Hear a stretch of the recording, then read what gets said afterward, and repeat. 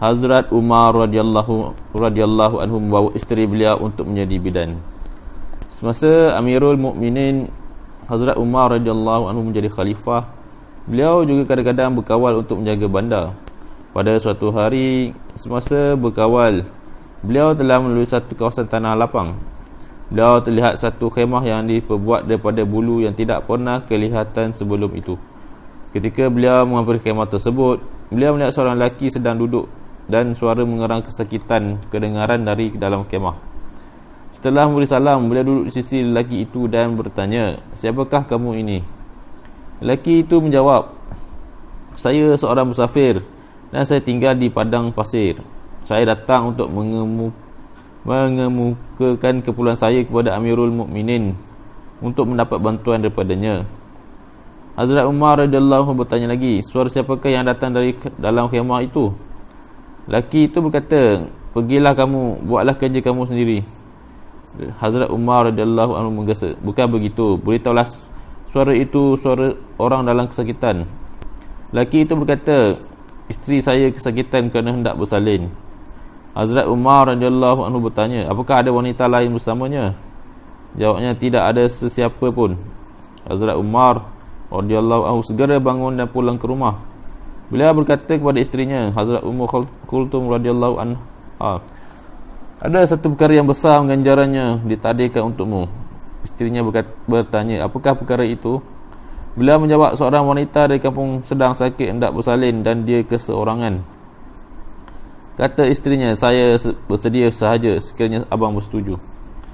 Kesediaan Hazrat Ummu Kulthum radhiyallahu anha untuk memberi khidmat kepada orang yang memerlukan pada bila-bila masa diwarisi daripada ibunya Hazrat Fatimah radhiyallahu anha, puteri Rasulullah sallallahu alaihi wasallam. Hazrat Umar radhiyallahu anhu berkata lagi, "Bawalah 3 barang-barang yang diperlukan sewaktu bersalin seperti minyak, kain buruk dan lain-lain.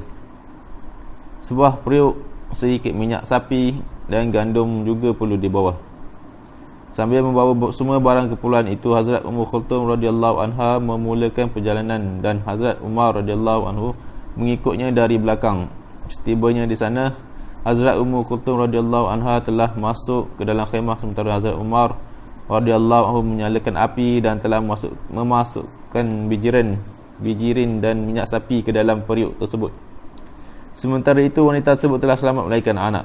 Hazrat Ummu Kulthum radhiyallahu anha telah menyampaikan berita itu dari dalam kemah. "Wahai Amirul Mukminin, sampaikanlah berita gembira kepada kawanmu kerana dia mendapat anak lelaki." Mendengar lafaz Amirul Mukminin, lelaki itu telah menggelabah. Hazrat Umar radhiyallahu anhu berkata, "Jangan takut, tiada apa-apa yang patut dirisaukan." Hazrat Umar radhiyallahu anhu meletakkan periuk tersebut berdekatan dengan khemah dan menyuruh isterinya memberi makan kepada wanita tersebut. Hazrat Ummu Kulthum radhiyallahu anha pun memberinya makan dan kemudian meletakkan kembali periuk itu di luar khemah. Hazrat Umar radhiyallahu anhu berkata kepada orang kampung itu, "Engkau pun makanlah, sepanjang malam kau telah habiskan dengan berjaga." Kemudian Hazrat Umar radhiyallahu anhu berpesan kepada lelaki itu, "Esok datanglah keperluanmu akan diuruskan." Setelah itu beliau pun pulang ke rumah bersama isterinya. Terangan: tidak usah diperkatakan tentang mana-mana raja atau pembesar pada zaman kita ini.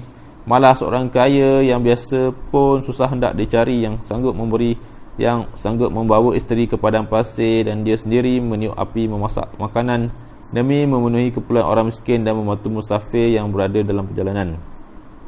Tidak perlu dipersoalkan tentang orang kaya. Adakah ahli agama sanggup melakukan demikian?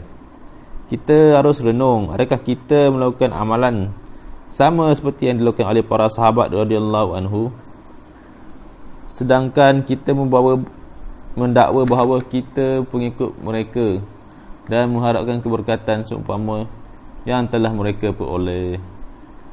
InsyaAllah apa yang kita dengar tadi diberi taufik dan hidayah untuk kita amalkan dan kita sampaikan. Kita tutup majlis kita dengan tasbih kifarah. Subhanallah.